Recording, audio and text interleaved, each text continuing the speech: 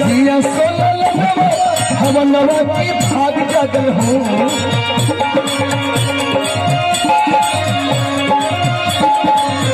और ललना लाल हुई है ललना लाल हुई है फुलवा की दीपक मनवा में ललना लाल हुई है फुलवा की दीपक मनवा में आस लगा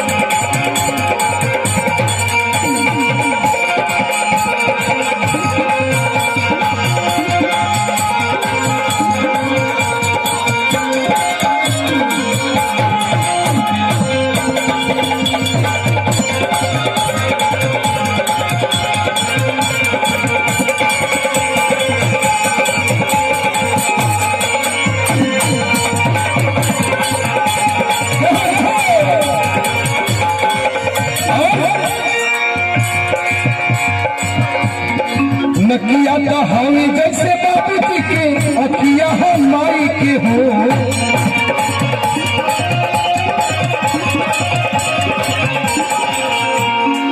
कम से कम लड़कवा के तो लोग देखे कि का तो नाक है बाबू जी जैसा है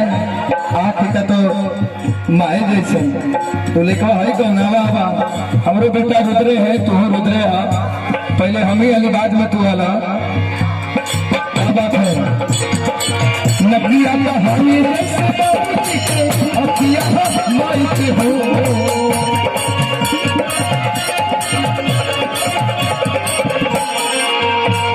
देखिए जिसके लिए इतना बड़ा आयोजन किया गया है हमारे कुणाल कुमार बहुत ही दिल अजीज आज कुणाल कुमार की जन्म उत्सव क्या है ये आप सभी बैठकर ये सांस्कृतिक सभा का आनंद उठा रहे हैं हम सभी कलाकारों की तरफ से बच्चा को बार बार हम लोग भी आशीर्वाद प्यार देते हैं कि बाप से भी आगे बढ़े और बाप से भी ऊंचा पुरुष करें क्या बात है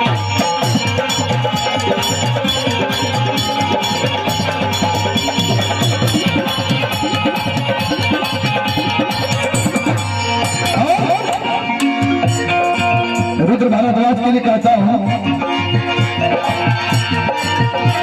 और हरि लवा के हो बलकवा के हो हरि लवा के हो बलकवा के हो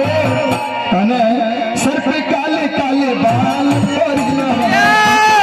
काले काले बाल हरि लवा सर पे काले काले बाबू ने छटका के लिए लाओ कुणाल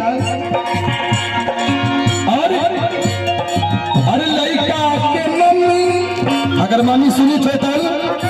तो सुन ला लड़का के मामी अरे हरी रंगी रसिया लड़का के मम्मी हरी रंगी रसिया पापा हवे रंग बाज हरी लवा पापा हवे रंग बाज हरी लवा पापा हवे रंग बाज हरी लवा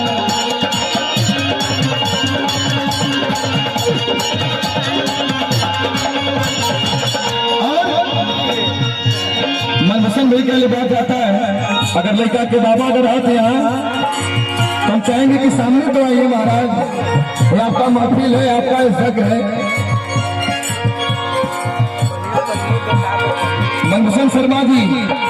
अगर मेरी आवाज को सुन रहे हैं तो आप मंच के नजदीक आए अगला लाइन आपके लिए जा रहा है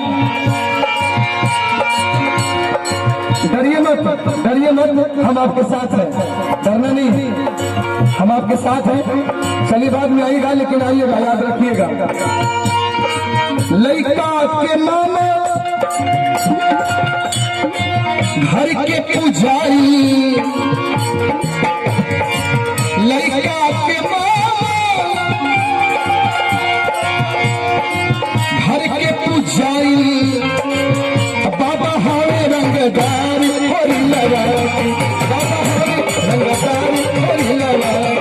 बाबा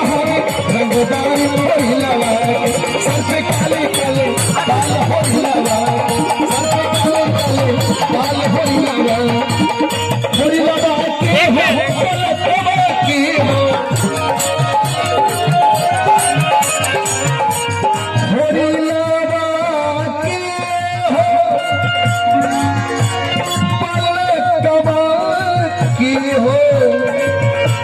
होरी बाबा की हो की हो हरी लवा